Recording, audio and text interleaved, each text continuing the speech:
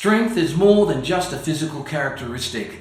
You know, I've done 2 Tough Mudders and 2 Spartan races, and so I can tell you that anybody with any understanding about life can draw some lessons from it. As a metaphor, Tough Mudder and Spartan race is amazing. When it comes to running through mud, when it comes through electroshock, when it comes through, jumping in ice cold buckets of water. I mean, this is an amazing way that we can look at life. In the month of March, as a church, we will be bringing to you a new and challenging series. In the morning of March, as we celebrate International Women's Month, we'll be calling the series Gutsy Women. Believe me, you do not want to miss this series. Now, I am very, very passionate about this series and excited to be turning the spotlight on women of courage, women of character, and women who have bravely traversed the world around them. Our desire through this series is to inspire the women of our church to be brave, to walk in integrity, and to be guided by the convictions of Scripture. This series will be uplifting and inspiring for everyone, not just women. In the supercharged arena of the Me Too movement, we will be doing this series on behalf of every woman and girl who has ever been harassed, assaulted, silenced, who has spoken up only to be shamed, fired, ridiculed, and belittled. This series is for every woman who's been pushed up against a wall and suffered the indignity of being touched in an unwanted manner. For every woman that's ever been fearful of walking alone at night, and for every woman who has suffered the indignity of crass and off-coloured jokes by male colleagues. This series is for every woman who's been belittled, disregarded, and put down. As a church, we want to unpack how the Bible, and how Jesus especially, bestows value upon women when society did not regard them as being worth it. This series is for every girl who lost her voice through injustice. This series is for every woman who feels she has had to work twice as hard as men to be given not only equal pay, but the equal respect for what she brings to the table. This series is for every young woman of colour who has to work 3 times as hard as others simply because of her gender and the colour of her skin. Maya Angelou, a poet and civil rights activist, once said, "There is a kind of strength that is almost frightening in black women. It is as if a steel rod runs right through from the head down to the feet." You know, this series that we're going to be doing is for every black girl and every woman of colour to inspire you that with God and godly character you can succeed and fulfill your destiny in the world. That empowered by God, you will break every glass ceiling and achieve your dream. This series is for all women to find the steel rod running through you, to find that strength, to be the woman God has created you to and called you to be. In Proverbs 31 it says, "This woman is clothed in strength and dignity, and she laughs without fear of the future." She is that strong woman who looks at that challenge dead in the eye, gives it a wink. Through this series we will celebrate women. We will validate the value that the Bible places upon you. We will encourage you to be strong, passionate, and brave, and filled with courage in every situation which will be required of you. This series is designed for women, whether they are young, old, married, or those who remain unmarried, whether they have children or have decided not to have children. This series is for women who, once they've figured out what respect tastes like, they realize it tastes so much better than just mere attention. This series is not designed to put men down, but to remind men that they also need to walk in strength and integrity as they relate to women, to respect and to respond and to honor women, to treat older women as mothers and younger women as sisters with absolute purity. This new series will not be a political statement, a theological statement. It'll be a biblical statement that places great value upon women and great responsibility upon men. This series will encourage you as a woman to be a gutsy woman, to rely upon the glow of your inner beauty, walking in integrity and discovering your strength. This will be a series about women, delivered by women for us as a church, and as a way of letting our city know that we honour women, their voice, their strength, and the value that they bring to this world. You're going to love this new series. Hello. Hello. I am so excited about this series because I have to say I am a bit of a feminist. I was raised by a woman who I like to think, my mother, obviously, who I like to think was a bit of a secret feminist. Not that she was ashamed or wouldn't call herself a feminist. I think she doesn't actually realize that she is one. in that she gave me her surname as well as my dad's. She gave me my middle names and both my grandmother's first names because she wanted me to be aware of my female heritage. She only let me have 2 Barbies. Like, that was tough at the time.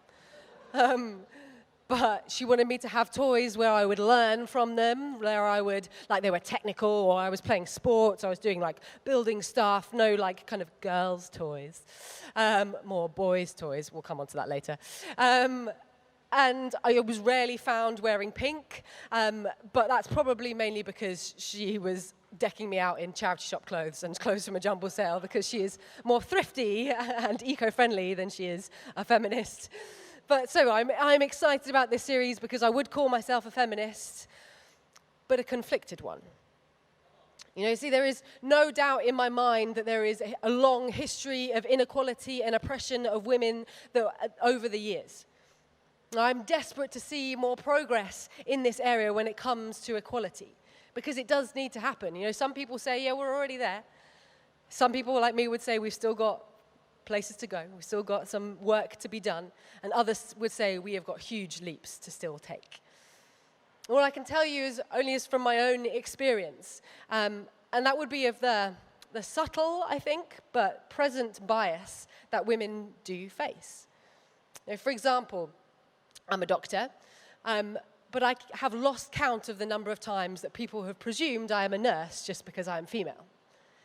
You know, and that's not just people who are of a generation where it was the time where doctors were male and nurses were female. It's all ages, even children sometimes. I get this classic scenario if I have to call people. You know, we have to make phone calls a lot as GPs. So I'll call up, oh, hello, it's Dr. Temple here. Can I speak to Mrs. Smith, please? And they say, oh, yeah, okay, I'll just get her shouting upstairs like, Doreen, it's the nurse on the phone for you. Like, I just said I was a doctor. What? Yeah, that happens. Like, I'm not even joking. I wish I was. So I think there are gender biases that still exist out there. And I have lived experience of this almost institutional bias against women. I owe my ability to even be a doctor to women that have gone before me and paved the way for me. The fact that I wouldn't even need, when I was applying to medicine, I wouldn't even need to think that, should I be doing this? The fact that it was an option for me is thankful to so many women who have paved the way. But at the same time, I feel uneasy when I hear women who are so angry at men, angry at the patriarchy. And I really don't like this dialogue that we seem to have developed here that is sort of men-hating, devaluing men, which is almost like a side effect of encouraging strong, independent women. And it's this kind of dialogue that may well have caused a significant proportion of you to switch off as soon as I said the word feminist. But so much does need to be done to address this more subtle and pervasive gender inequality. Yet somehow in trying to achieve this, there's some parts of the feminist movement that have strayed into making these sweeping generalizations about men and really demonizing men. But when it comes to the issue of gender roles and equal rights, there is this increasingly polarized debate going on, particularly on social media, as Twitter is a terrible place for this kind of thing. But it's putting men and women at odds. There are these two extremes forming. You've got the feminists on one side, and then like the men's rights movement on the other side. You've got these guys would call the feminazis on this side, and you've got the toxic men and the patriarchy on this side. You've got very right-wing type views often associated with it, and very left-wing type views in the feminist movement, or the feminazis. It seems in the fight for equality, actually, we seem to have distorted it into a fight between women and men. In the fight for justice, we have increased our intolerance of one another. In being progressive, it seems that the extremes have become so illiberal and fixed in their views, and that's not very progressive. Somehow, in the name of equality, we have increased our bigotry. So I want to explore some of these points of view. So there are two different camps, the feminists and the men's rights people. That's what I'll be doing, this side and this side. Some of the reasonable points I think we need to take note of, but then I quite like to go through some of the crazy ones as well. So, feminism. as I said before, there is this almost institutional bias that exists, these presumptions that exist about women. Particularly, you might find in a workplace that women will be presumed, or maybe they'll want to have a baby and go on maternity leave and they'll only come back part-time, so maybe we need to think about whether we should hire her or not compared to a man. That happens. The fact that, as Pastor Tom said, that growing up, I remember as a young girl walking around, especially at nighttime, having an intense concern about the fact that I could be attacked. Like, men, unfortunately, don't necessarily have to walk around with that kind of fear. How about the fact that we've got much fewer women represented in STEM, science, technology, engineering, mathematics? Maybe there's a school of thought that has something to do with the fact that we don't prepare young girls preschool in terms of the toys and the things that they encounter, that it sets their brain up well enough to be able to have a good understanding of mathematics and engineering and physics when they do start school. How about the fact that there's gender stereotyping within the clothes that children wear? I've only recently become aware of this, but if you notice that if there's animals on a girl's t-shirt, it will be more like bunnies and deers and owls and pretty things. And then on a boy's t-shirt, you have dinosaurs and tigers and lions and bears and so we're doing prey animals for the girls and predators for the boys. Wow. What about the fact that Harvey Weinstein, we found out this week he was prosecuted, but actually what I didn't realize, in 2015 there was enough evidence to prosecute him for sexual harassment, but they didn't do it. Wow.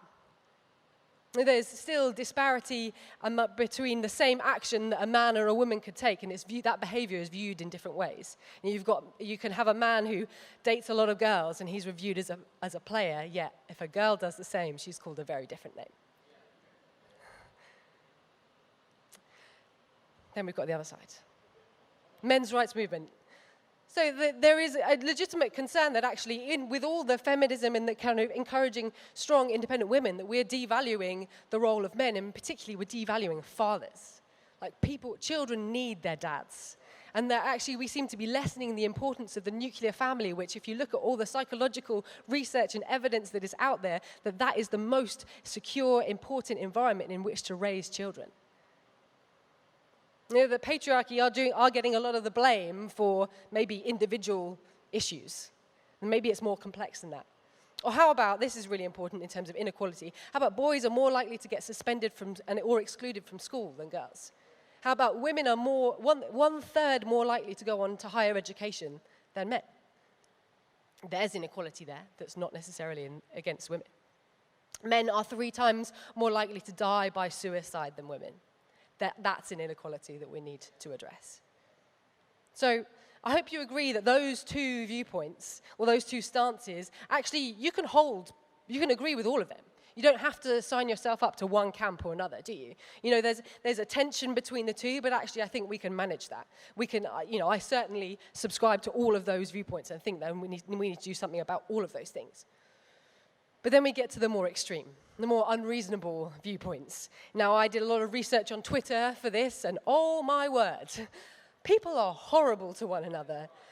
So much hate and venom in 280 characters. And the hashtags that you encounter, I've something, feminism is cancer, woo. Women are trash, feminists are ugly, men are trash, hashtag male supremacist, hashtag misogynist, all these, wow. So many different names and labels that we give people in order to kind of pigeonhole them on their political views or their general outlook. There's incels, simps, MRAs, MGTOWs, gynocentric, TERFs, androcentric, all these kind of labels. I mean, you can look them up later, but wow. So we've got the feminazis on the one side, and we've got the toxic men on the other. So here's one example of an unreasonable point that they can make from the toxic men. I can't even ask a girl out nowadays without it being sexual harassment. Maybe just, don't be a pervert, that's all we ask. Okay. You can laugh at that, it's fine. I did check if I was allowed to say that in church. And then, unreasonable point from the feminazis. Don't hold the door open for me. I am a strong, independent woman. That is so patronizing. I was just trying to be courteous. I'm sorry. Or how about this? This is really bad. Another unreasonable one from the toxic men. White men are now the most oppressed. We are minority now because of increased feminism and increased awareness of racism. We are the minority group. Where's my march? Where's my active rights group? Wow. I mean, centuries of imperialism, colonialism, oppression, slavery, all of that in 50 years worth of progress, and now you think you're the minority. No. Okay.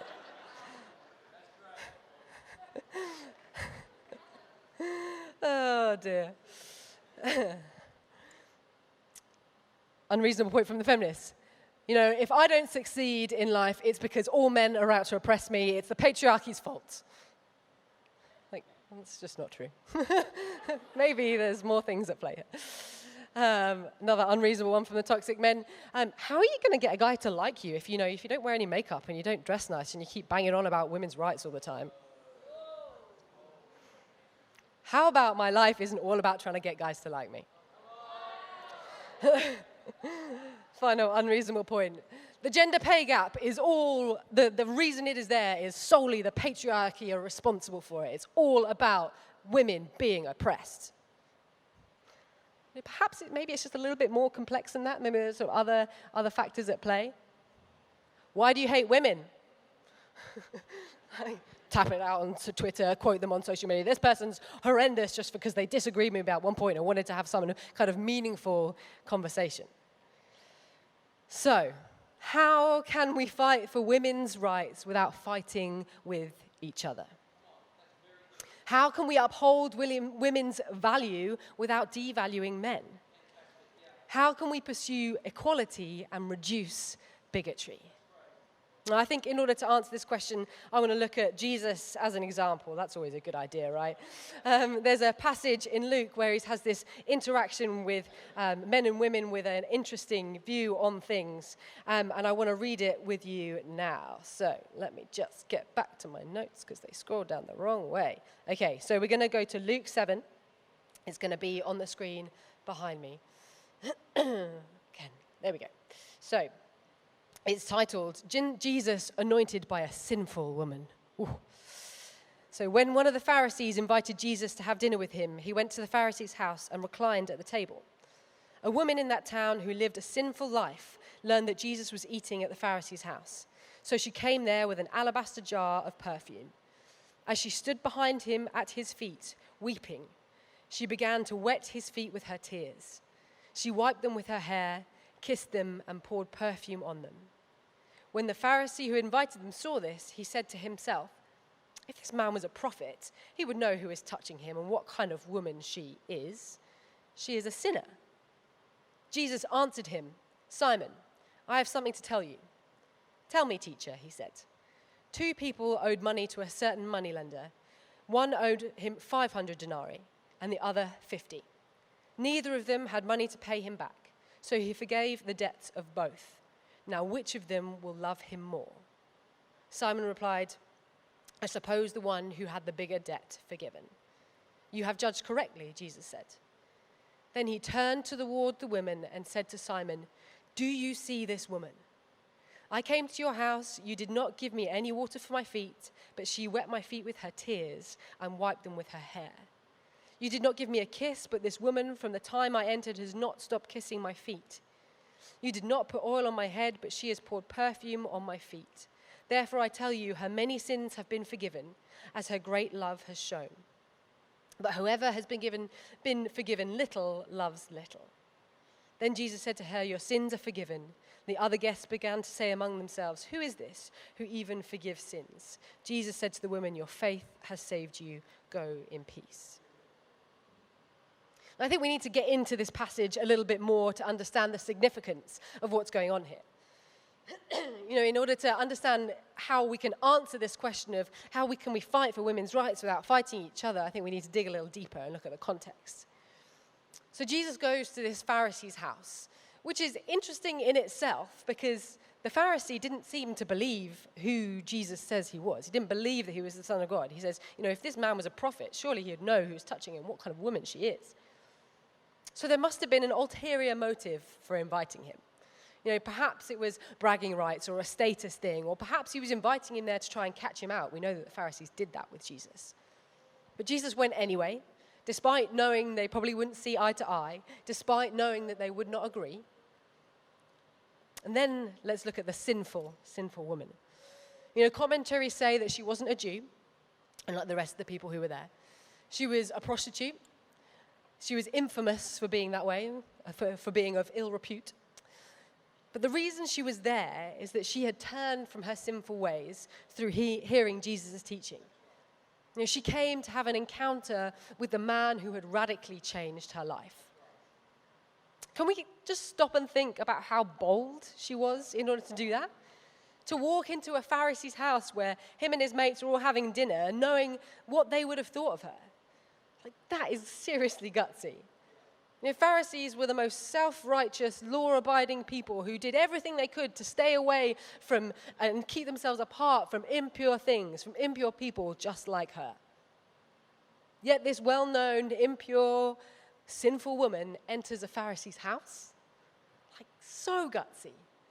What the consequences could have been for her at that time. She could have been in very real danger. Yet she went anyway.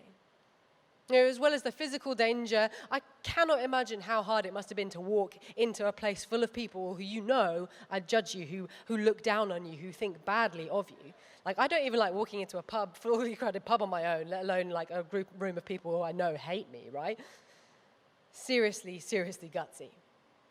She must have been so desperate for forgiveness, so desperate for Jesus, appreciating all that he could do for her. And we know from the setup of a dinner party what that would have been like, in that she would have never looked Jesus in the face. From where it was typical to sit at a table, his feet would have been out behind him, and she would have approached him from behind, never even considering to look him in the eyes. Her humiliation in that moment and the shame must have been so overwhelming. All that she could do to get to Jesus, to acknowledge who he was and to ask for his forgiveness, was to wash his feet with her tears. Not just movie tears that sort of just trickle down your face. Ugly, weeping, snotty, tears falling onto your feet, grimacing, horrible tears. To those tears, she adds oil from her alabaster jar, and in the absence of a towel, she uses her hair. Hair that was probably once tied up to look nice for her customers, now untamed, wet, and matted with dirt. I think we need to take a little moment to think actually how disgusting that was. I'm not good with feet at the best of times. I know it's Jesus and he's the Son of God and everything, but he still had dirty, bruised, horrible feet from walking outside. Then we move on to Simon the Pharisee, quietly saying to himself under his breath, sitting there judging both the woman and Jesus for allowing her to even touch him or go near him because she was sinful and unclean.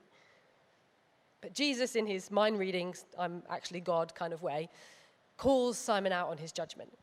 He says, and he doesn't do it in a way which is angry, aggressive, or accusing. He doesn't humiliate Simon or berate him loudly in front of his other guests. He doesn't go on a Twitter rant and tell his thousands of followers how awful this person is for the views that they hold. Instead, he says, just let me tell you a little story. 2 people owed money to a certain moneylender. One owed him 500 denarii and the other 50. Neither of them had the money to pay him back, so he forgave the debts of both. Now, which of them will love him more? So obviously he's implying that the woman is the one who owes 500 denarii and Simon is the one that owes 50. He forces Simon to see the woman's perspective. Yet, yes, she has done a lot wrong, but look how far she has come in her repentance. But notice Jesus is also essentially telling Simon in a sort of a very matter-of-fact way that actually he is a sinner too.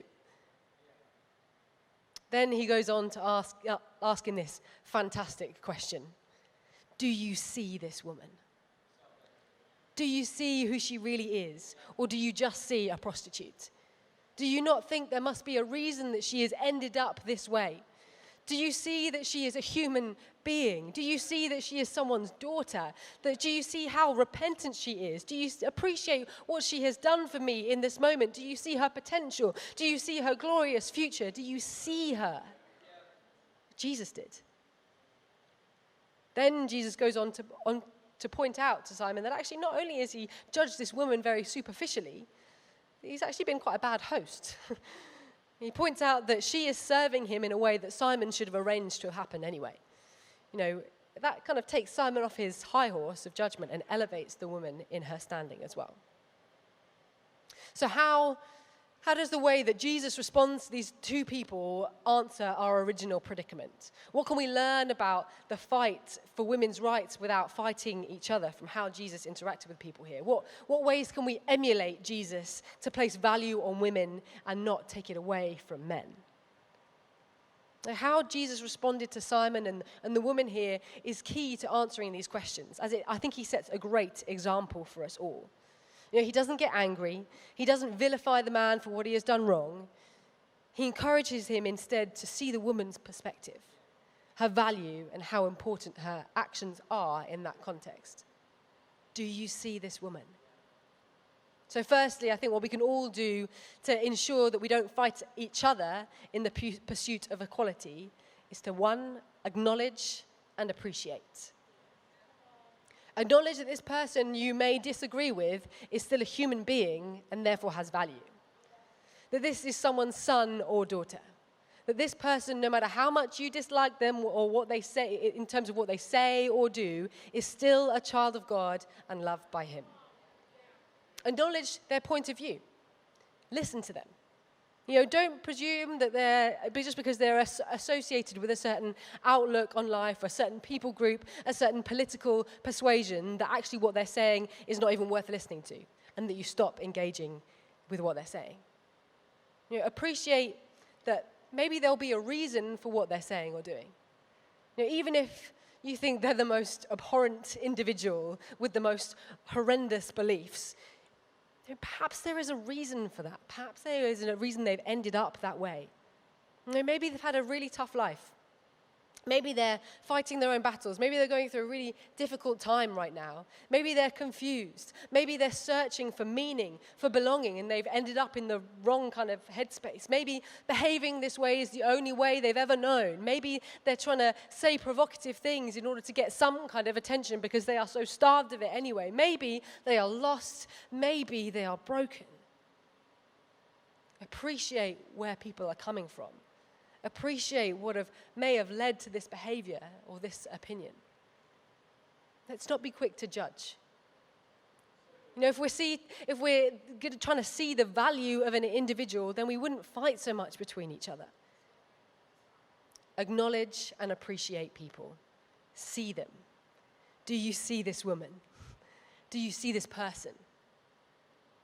And I think the second thing we can do to ensure we don't fight each other in the fight and the pursuit for equality is to respond with respect. Acknowledge and appreciate, respond with respect. Jesus' response to Simon was actually very respectful. He challenged him on his presumptions. He openly disagrees with him, but in a way that is not accusatory, that's not inflammatory. Actually, he helped show him his viewpoint and how flawed it was by helping appreciate the fact that who the sinful woman was and where she was coming from. He didn't react with anger or contempt, which he could have been justified to do, right? He responded with a thought-provoking challenge instead. He respected the fact that actually he was a guest in his house and at his party and engaged with him in meaningful conversation instead. He didn't incite a reactionary shouting match. Instead, he responded with a question that helped Simon see a different perspective. Now, let's make sure that when we are interacting with people who may have views that are contrary to our own, whose lifestyle that maybe is not one we would choose, that we treat them with respect. Let's treat people in a way that we would want to be treated by someone who disagrees with us. Well, I'm not saying that's easy. In the heat of the moment, especially when people are being very passionate about what they believe, and maybe that strays into being unreasonable or maybe even downright offensive, we need to take a moment and respond respectfully. Now, I'm not saying we have to tolerate abuse. I'm not saying we shouldn't challenge bigoted opinions, but we don't need to inflame things further by lowering ourselves to the level of the fight. Respond with respect. There's just a final little point when it comes to respect, and this is particularly for the women in the room, although it does apply to men, but women particularly have been forced to carry this kind of burden themselves. But don't let your past or the potential criticism you will face as a result of your past, let that stop you from stepping out. In Jesus, you are a new creation. The old has gone, the new has come. If we're talking about respect for other people, but how about respect for yourself? Do not let the criticism you may face because of the past you have experienced, let that stop you from stepping out. Your potential is huge. Your future is a life beyond your wildest dreams. Let's acknowledge and appreciate and respond with respect. And as the band come and join me now, because I'm almost done, but I think if we do both of these things, it'll place value on not just women, but people. Maybe if we valued each and every person for who they are, for the skills and the talents that they might be able to offer, that we wouldn't have this tension between women and men. If we took time to appreciate and respect one another, we wouldn't see the fight for equality break down into a fight amongst ourselves. We wouldn't have the urge to bring others down in order to lift up our own agenda. We wouldn't need to demean men in order to promote women. If we live this out, acknowledging and appreciating one another, responding with respect regardless, if we are living examples of this, perhaps it will show this incredibly polarized world out there that there is a better way, that this is more effective. This is a better way of communicating with one another. We can achieve so much more together if we work together, if we respected one another, if we appreciated each other's starting points, if we acknowledge where people are coming from and why they might be talking about things in that way. Perhaps if we did that, we would show a world that this is the better way. Perhaps then we would see united society. Perhaps it would bring about real change as men and women work together for equality. Perhaps more and more people would realize then that men and women are not at odds, that we are stronger together. I'm going to be back in a minute. Thanks. Okay, thank you for joining us for this YouTube video presentation of our latest ministry. We hope you really enjoyed it, and if you did, why don't you subscribe to our channel? Better still, send us some feedback. If you have questions, let us know. We'd be more than happy to interact and engage with you. Thank you again, and we hope that you will join us soon. Why not try and make it to one of our services one Sunday? We're meeting here in Norwich from 10:30 a.m. and then again at 5 p.m. at night. We'd love to see you. God bless you.